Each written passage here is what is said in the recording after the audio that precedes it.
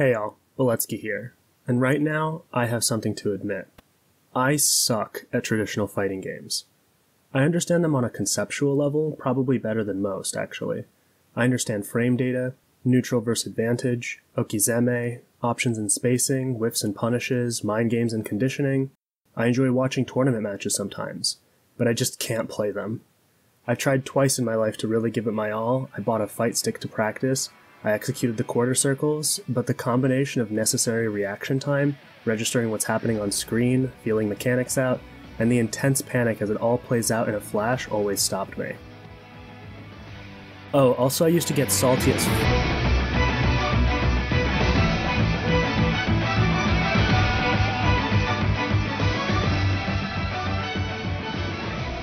Welcome to Exceed Fighting System, one of the best designed card games I've played and easily my second favorite game next to Malifaux. Exceed strongly parallels a classic two-dimensional fighting game where certain options, attacks, and timings will beat others or trade. Suffice to say it's a remarkable system, not only for how it pays tribute to and adapts characters from traditional 2D fighters, but also how well it works as a game of resource management, bluffing mind games, and execution. Exceed's roster also makes it an exciting crossover between intellectual properties, both fighting game and non-fighting game related, like the entirety of Season 4 being from the hit indie game Shovel Knight. In the same way everyone loses it during each Smash character reveal, every new season and solo fighter release in Exceed adds more beloved characters and interesting interpretations of how they would fight each other. Exceed also fulfills two of my personal sticking points for picking up new games, being very well balanced and very affordable. But more about that at the end of the video. For now, let's learn how to play. Not unlike Malifaux and other competitive strategy games, Exceed comes with a big information dump at the start. I'll do my best to make this an accessible learning tool for someone who doesn't know the game at all, but I don't want to slow things down so much that it makes subsequent viewings a meticulous hassle. If you're just interested in how the game plays on the surface, I recommend watching normally to get the idea. When you're ready to fully understand the rules and interactions well, come back and feel free to pause, rewind, or watch at half speed when you don't understand something. But ultimately, I'm a recording. Do what you think is best. And with that out of the way, let's begin. Introduction. In Exceed, you and your opponent begin at starting positions on a 9-space board with 30 health and a hand of cards. If your health reaches 0, you lose. Simple as that. You'll be attacking each other at the same time, trying to overpower, dodge, or defend in ways that put you ahead in the fight. Note the edges of the board will stop any movement, usually reducing your viable options if you get trapped in the corner. As a quick note, here I'll be using Ryu and Ken from Street Fighter, which is the IP for Season 3 of Exceed. However, I'll also be using the artwork for the Season 2 normal attack cards. This makes no difference for gameplay, but I personally prefer the Season 2 artwork for being distinguishable at a glance, and being able to tell cards apart easily creates a better learning experience for new players. Just be aware in the future that if you buy a Street Fighter deck, you won't be getting these normal cards, you'll be getting these.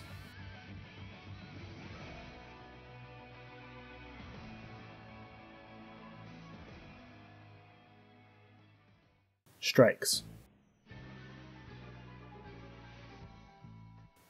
Attacking revolves mainly around one thing, the strike. A player can initiate a strike by setting a card from their hand face down, which prompts their opponent to set a card as well. Then both cards are revealed, and the strike is resolved in speed order, highest first. If there's a tie, the initiator of the strike goes first. Depending on what is effectively spacing, frame data, armor, and other common fighting game characteristics, certain attacks will deal more damage than you take, win outright, or perhaps lose slightly but result in a favorable position for executing your game plan. Here are a few examples. In this scenario, it's Ken's turn and he is at range 3 from Ryu, with his back nearly to the wall. He initiates a strike, setting a card face down and prompting Ryu to do the same before the strike can resolve. Let's see what attacks they played. Ken played Assault with a speed of 5, and Ryu played a speed 4 dive. Ken's Assault happens first. His before closed 2 trigger forces him to move 2 spaces towards his opponent, but not move past them, and then he checks to see if he hits, which he does at range 1. His hit trigger then grants him advantage, which allows him to take another turn after this one, and his attack deals 4 damage to Ryu. Next, Ryu attempts to strike back, but cannot because he took damage and is therefore stunned. In order to not be stunned, your attack needs to have at least as much guard as you suffer damage during the strike. If Ryu instead attacked with a sweep, he still suffers 4 damage like before, but because his attack has 6 guard, he can then attack back. He hits at range 1, so his hit trigger discards a random card from the opponent's hand, and then he deals 6 damage back to Ken, a much better result. However, if Ken instead attacked with Spike against Ryu's sweep, Spike would go first at speed 3, hit for 5 damage, and because that damage ignores guard, Ryu would be stunned and unable to strike back, like the first time. And the example keeps going. If Ryu attacked with his original dive at speed 4 against that Spike, he would go first, advance and cross over Ken, hit at range 1, and dodge Ken's Spike. Although, there's much more to consider here. Sure, dive won Ryu the strike, but is it worth being cornered, especially by the super aggressive Ken?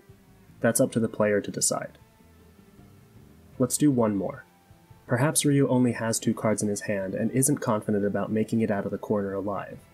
He would prefer to run away, so he plays Cross, the second fastest normal attack. Cross won't hit Ken at range 3, but it would go first against any of the attacks we've seen so far, and the after trigger would likely dodge and create some much needed safety for himself. An excellent plan, if not for the most well-known attack in fighting game history. And that's the basics of the strike mechanism. There's no way to attack without letting your opponent attack too, and striking is all about carefully maneuvering, thinking ahead, and predicting which option is best. Now that we've named a special attack, it's a good time for a tangent about character identity and decks. Exceed is a limited card game, meaning that every character's deck is pre-built, just like a fighting game character has an intentionally designed set of attacks and special moves. Every character's deck contains 15 unique cards, 2 copies of each for a total of 30, and always begins with the same 8 normal attack cards. These attacks are, in speed order, Block, Focus, Sweep, Spike, Dive, Assault, Cross, and Grasp. These 8 attacks provide a basic kit of options for each character on top of which their identity is built. In this video I'll be sticking to using these attacks as examples as often as possible to keep things simple. Each character's identity is created with a unique character ability, 5 specials, and 2 ultras. Character abilities can be a trigger that applies to every strike, a unique action that can be taken on that character's turn, a unique effect that occurs when some condition is met, or occasionally some mechanic that is unique only to that character. Special and ultra attacks are unique to your character too, and while there are plenty of cases where specials resemble each other, there are nearly none that are identical. Also, just because a card is a special doesn't mean that it's better than a normal attack, although ultras are usually a step above the rest, at a cost. Just like you build a gauge in most fighting games, hitting an attack in Exceed sends that card to the gauge area rather than a discard pile. When you reveal attack with a cost, you must immediately validate it by paying its cost before the strike continues. No 2 characters play exactly alike, and a single character won't play the same way against different opponents. Characters are usually built with multiple paths to victory in mind, as well as distinct weaknesses, and due to the bluffing component of strikes, it's totally possible to trick an opponent who thinks he knows what you want to play. You might be playing a keep-away ranged character against a grappler, and when your opponent expects you to quickly run away, you wind up slow and smash him in the face instead. Next time he'll think twice before assuming he's got you figured out. In this way, every player can craft their own unique playstyle. Before we forget talking about strikes, there are some quick things to go over. In a strike, you can set 2 copies of the same card to create a more powerful version, called an EX attack. When you reveal an EX, the second copy is immediately discarded in the same way you validate an Ultra, and your attack receives +1 power, speed, armor, and guard. Just don't be too predictable if your discard pile is full of single copies, since you're giving up a lot of information when your opponent knows you're playing the only 2 copies of a single attack. Lastly, here's a question. How do people play fighting games when they start to panic, or they don't know what they're doing? They button mash. In Exceed, we call this wild swinging. When setting your card for a strike, you can always wild swing using the top card of your deck. The chances you'll get something good are usually slim, but sometimes you just take those odds. And some characters are even built around wild swinging, manipulating their deck in ways that make it more controllable. If you wild swing and reveal an attack with a cost, you can invalidate it and replace it with a new wild swing. You're not forced to pay for it and use it anyway.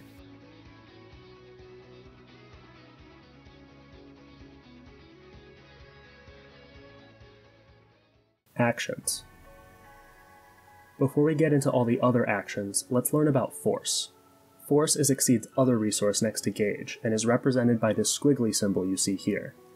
Any card in your hand or Gauge can be discarded for 1 Force, and Ultra attacks can count as 2 Force. You usually want to play Force from your hand since it takes more effort to generate Gauge, but it all depends on the current situation you're in. Also, if you play Malifaux, you'll definitely call this Focus for the first 3 months of playing, but it's not Focus, it's Force, and you're going to have to learn to forgive yourself. If you don't strike on your turn, you draw a card at the end of it, and then discard down to 7 if you have more than 7. Calling a strike is an action, and probably the most common one, but there are 6 others. Firstly, you can move, by paying 1 Force per space you advance or retreat. This is the only movement in Exceed that counts your opponent's space, probably since we don't want to make it too easy for every character to switch sides out of the corner. Second, you can change cards by paying any amount of Force and then drawing back that many cards. This is useful in a lot of situations.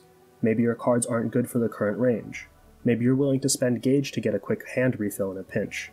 Sometimes you'll even want to intentionally cycle cards out of your hand, but I'll let you figure out why on your own. Third, you can reset your deck. When you go to draw a card from an empty deck in Exceed, you gather all the cards from your discard pile, shuffle them together, and then start your deck anew. Instead of running your deck empty, taking the reshuffle action lets you do this early. This is very useful if your deck is low on good options, or if you've just expended so many cards you're becoming too predictable using only what's left.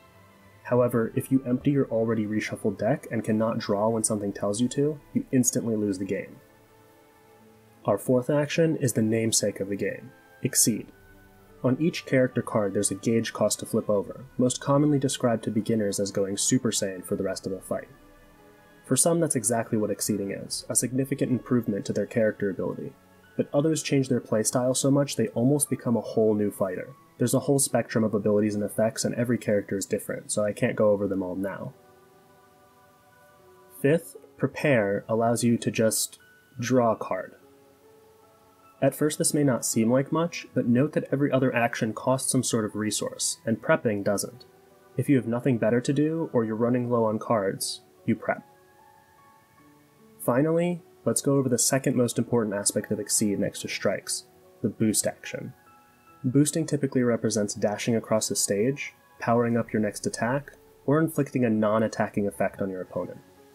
Instantaneous boosts create an immediate effect and then are discarded, while continuous boosts typically provide additional stats for your next strike. You can boost turn after turn and have any number of continuous boosts in play, but all of them are discarded at the end of the next strike you participate in, during the cleanup step. Continuous boosts can also have a now effect, which applies immediately like playing an instantaneous boost. You can almost think of a continuous boost with a now effect as sort of a mixed boost.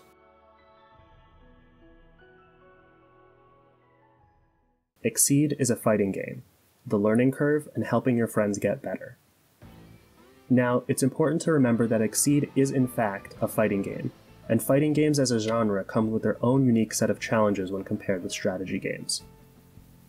I would say Exceed has 2 learning curves, one for when you're first familiarizing yourself with how the game works, which for you is likely happening now, and another when you're trying to learn how to play at least a semi-competitive level. If you're interested in playing, and I hope you are, let me save you some trouble by giving you sort of track to progress through. It can be detrimental to understanding the fundamentals of a game like this if you're bombarded with too many different characters and having to get used to too many things at once. Level 1. If you don't know anyone who already plays, I would recommend getting together with a friend or 3 and picking up to 2 characters each. Do not play dedicated wild swing characters since they won't teach you how to play well, and skip any characters whose mechanics literally make no sense to you as a beginner, like this one with a lot of text, or this one that has so many moving parts it's hard to remember them all as an experienced player, let alone a beginner. Play matches with the purpose of seeing what happens, getting a feel for how the game flows, and starting to memorize what the cards do, especially the normals. Level 2. Once you've played for at least a couple hours total, come back and learn about these 3 things: the speed curve, the interaction between fast, slow, and mid-speed attacks, and the range 3 mix-up. I'll be releasing at least one video on this and linking it in the description, but in the meantime I'll link to other places you can find this information. Once you've gotten the hang of those concepts, feel free to play any character you want. By now you should be able to have exciting, well-thought-out matches against your friends for bragging rights. Level 3 is all about understanding character archetypes and matchups, patterns in the designs of specials, and what breakpoints will be hit using specific combinations of boosted stats. A breakpoint being how much power, speed, armor, or guard you need to boost for an attack to beat another it otherwise wouldn't have. You'll know that you've completed this step when you can look at a character's kit having never played them before and generally get the gist of what attacks and boosts are useful in which situations, effectively building a game plan, or alternatively building a plan for how to beat them with one of your characters. Finally, level 4 is just learning about all the fighters. Understanding how they play, where their strengths and weaknesses are, and slowly familiarizing yourself with the entire roster. There's a lot of characters in Exceed. At first this will seem overwhelming, kind of like looking at the Smash Bros roster. But also like me playing Smash since middle school, at this point you'll know how the game works and be able to pick up most characters. They all control somewhat the same, despite the moves and playstyle being massively different. That's the level I'm at now, but a friend told me at level 99 you get to become the design team. Before we get to the product overview, one last word of advice. If and when you figure out something that feels like a strong play, perhaps too strong, don't shy away from it. Keep using it and talk with your friends about how you might counter that strategy, or what resources the player is giving up in order for that to work. Also, remember that you're not meant to win every strike. Sometimes cards are designed intentionally to win at a particular circumstance, but the rest of the character is designed around that card being strong. Don't get disheartened, don't get salty, and most of all, have a bunch of fun slamming down cards and popping off when you perfectly predict your friend's plays.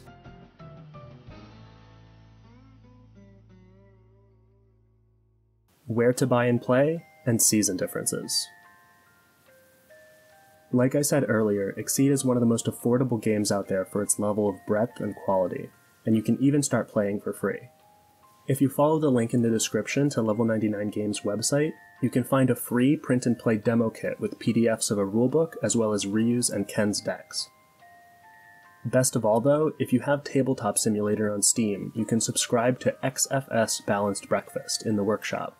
This is a module complete with the entirety of Exceed's content and is totally free to use. You can play against your friends or find opponents on Level 99's Discord, also linked in the video description. In fact, Level 99's Discord as well as the Exceed Reddit are great places to find information, learn about the game, and ask questions, and the community is extremely friendly and helpful. Don't be afraid to drop in and say hello. I do want to stress one thing though, as a request. If you do end up playing Exceed online and really enjoy it, go to Level 99 store at some point and just make a purchase. This video isn't sponsored and I'm not getting any kickbacks. I just think the creators worked really hard to create and distribute Exceed and deserve success. If you can't spare the money, then no one will blame you, but otherwise, please show them some appreciation and reward the generosity of releasing their entire game for free online. As far as what to buy, let me give you a quick rundown. The vast majority of fighters come in seasoned box sets, with each box containing 4 fighters, all the rules you need, and 9 cards to be used in place of a proper Exceed playmat, all for $30 to $35. There are currently 5 seasons of Exceed, each based on a different IP and with a new unique mechanic.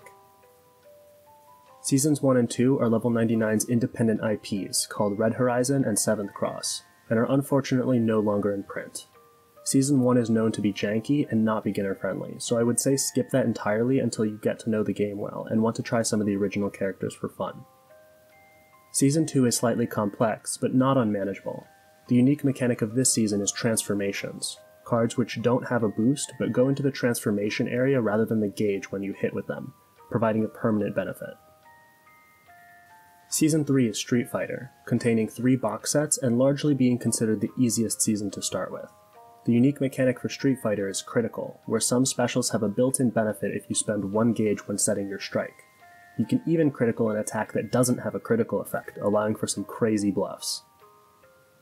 Season 4 is based on the indie game Shovel Knight, with 2 box sets and 2 solo release characters from the game. Shovel Knight introduced 4 specials, special attacks so powerful that they need to be validated with 1 force, almost like a very mini ultra. Season 5 was just released this year in 2021, and is comprised of 4 box sets from the Arxis anime fighter BlazBlue. BlazBlue introduces 2 unique mechanics that pay tribute to the source material, Overdrive and Astral Finishes. Instead of exceeding permanently, BlazBlue characters go into a timed overdrive mode that only lasts a few turns, but this overdrive is typically much more powerful than other characters' Exceed modes. Astral Finishes are super flashy ultra attacks that are often very hard to use and don't even start in your deck. You can only get a single copy added to your hand after manually taking the reshuffle action, instead of drawing a card at the end of that turn like normal. Like the two Shovel Knight solo fighters, Level 99 occasionally releases solo fighters from other IPs, usually popular indie games, as one-off inclusions to the Exceed roster. The ones currently for sale are Carl Swanji from the Automata web series, Fight from the indie game A Robot Named Fight, and my personal favorite, The Beheaded from the indie game Dead Cells. And that's Exceed. I could talk for hours about the intricacies of its strategic design and balance, and all the decisions that went into making the fighter's identity feel like their source material, but I've already had to try my hardest to keep this video's length to a minimum. For me, what else is new? I'm sure I'll be talking about this game a lot more in the future. I hope you're as excited about Exceed when I was first introduced, but even if you're not, I appreciate you watching. See you next time.